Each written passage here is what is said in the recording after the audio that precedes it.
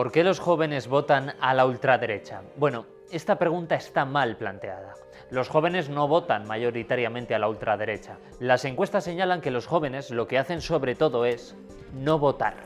Sin embargo, la ultraderecha se nutre de un amplio número de electores de este sector de la población.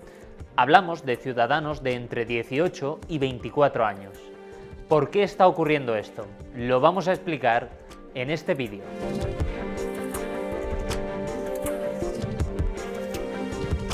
Sus abuelos iniciaron la revolución sexual. Los jóvenes de hoy quieren volver a 1950. Con este subtítulo arranca este artículo del Medio Político, un trabajo que señala los factores del voto joven a la ultraderecha en Europa. Tanto en el mundo académico como en el de los medios de comunicación, hay consenso a la hora de determinar los factores que explican el voto a la derecha radical. Vamos a ver algunos de ellos. Durante los últimos 20 años, sobre todo para los europeos, ha habido al menos tres grandes crisis globales: la crisis financiera de 2008, la pandemia de la COVID-19 y la guerra en Ucrania, con sus graves costes y efectos para la vida. La generación millennial y especialmente la generación Z no han vivido un horizonte de estabilidad durante sus vidas. Para analizar todo esto hablamos con Ángel de la Cruz. Él es analista político y consultor de comunicación especializado en campañas electorales. El comportamiento político se puede dividir principalmente en una cuestión más identitaria y en una cuestión más instrumental. Esto significa que hay muchos jóvenes, por ejemplo, que votan a partidos ultras populistas o de extrema derecha que no necesariamente tienen una adhesión férrea a esos ideales o a ese programa y, por ejemplo, lo votan como una reacción anti-establishment. Cuando el futuro está muerto, todo está permitido.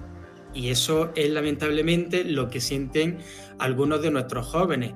Las promesas rotas, el ascensor social totalmente averiado, esa ausencia de horizonte hace que se actúe una especie de modo supervivencia, y cuando vivimos en modo supervivencia podemos permitirnos algunas concesiones incluso en términos éticos.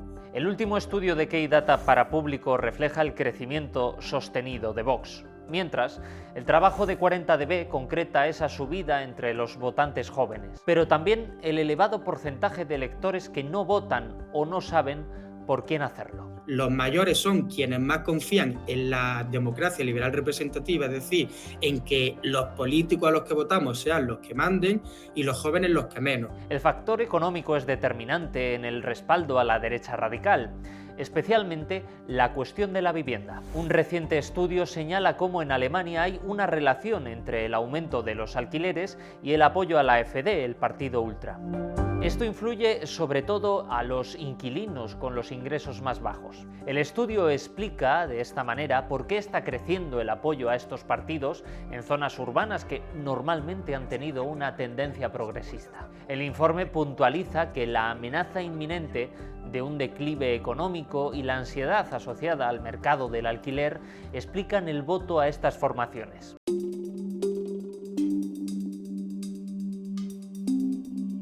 No obstante, los factores culturales, los que tienen que ver con un relato, con discursos promovidos en medios y redes sociales, influyen y mucho. Hablamos de las ideas antimigratorias, de las teorías conspiranoicas y los postulados antifeministas y anti-LGTBIQ+.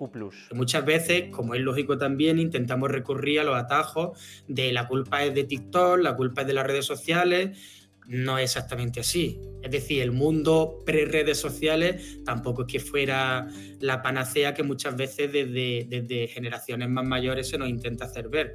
Pero sí, las redes sociales son quienes mantienen esos vínculos débiles y quienes son transmisores perfectos de alguna idea de extrema derecha. Pero la opinión pública no surge de la nada. Los medios de comunicación y plataformas digitales moldean esa opinión.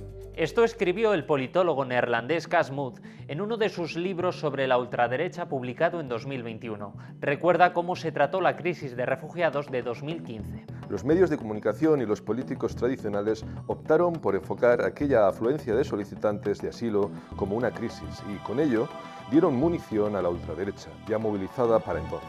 La COVID-19 potenció las ideas antimigratorias mediante teorías de la conspiración. Se popularizó de nuevo la teoría del gran reemplazo, impulsada por el teórico francés Renaud Camus. Este tipo dijo que las élites globalistas facilitan la migración masiva para reemplazar a la población blanca europea. Ideas que han servido a partidos abiertamente nazis para justificar sus acciones violentas contra la población migrante.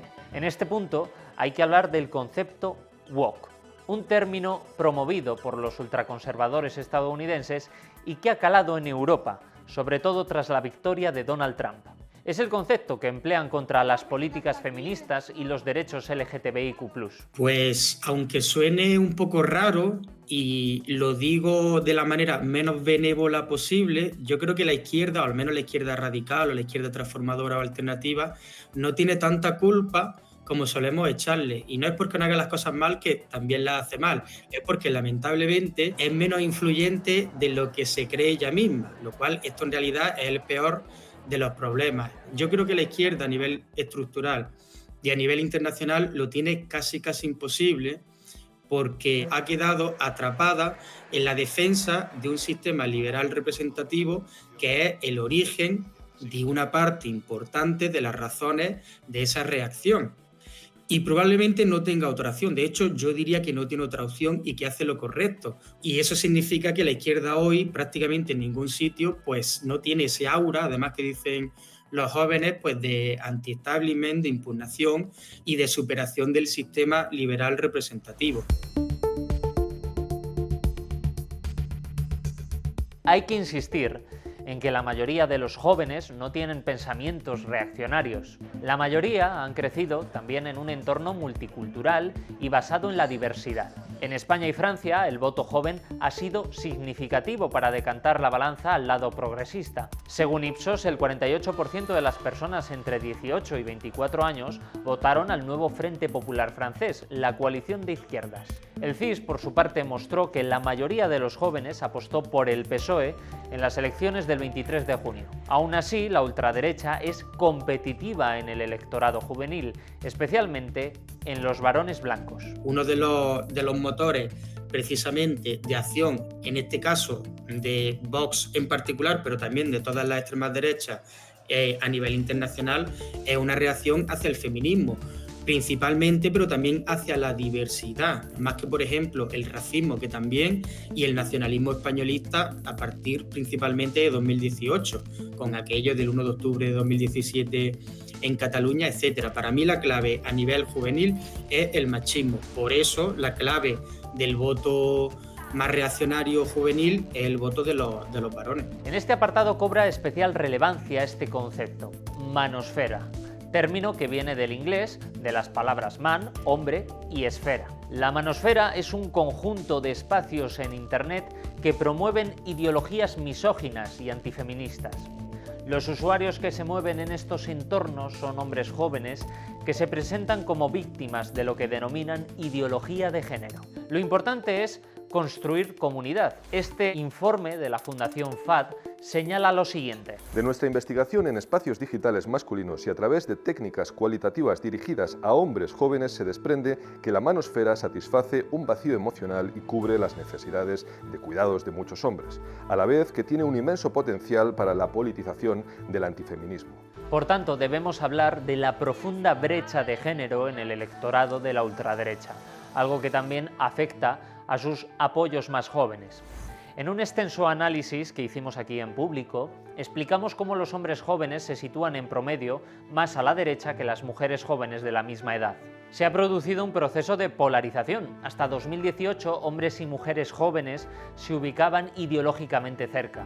Desde entonces, los hombres se han movido hacia la derecha y las mujeres hacia la izquierda.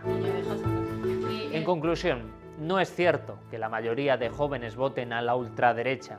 Muchos abogan por posiciones progresistas o directamente no participan en el juego democrático. Sí es cierto que los partidos ultras calan en este espectro de electores.